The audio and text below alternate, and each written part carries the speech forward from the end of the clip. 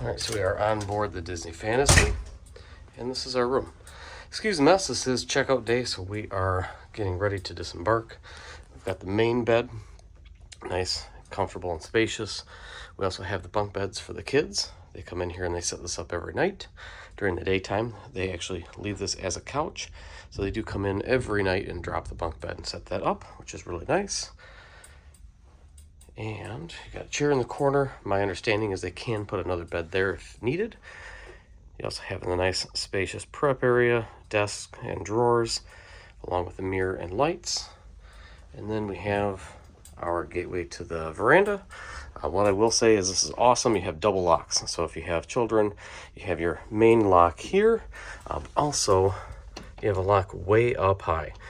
So you need to twist that, which is way out of reach at the top of the door, and then use your handle and pull. We're in Port Canaveral. We just arrived in this morning. See some other boats around, other ships around. This is our spacious veranda. View of the room from the other angle as we step back in. Go ahead and lock her up. Disney Fantasy here. Also have a curtain that you can use to separate the room in half if you want to.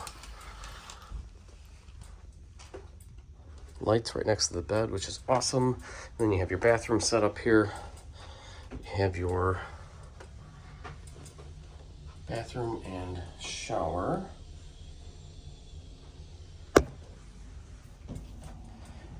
And then you have your bathroom with the toilet and sink. So it is separated in half. Two people can kind of get ready at the same time. And then if you do connecting rooms, that's where the door would be.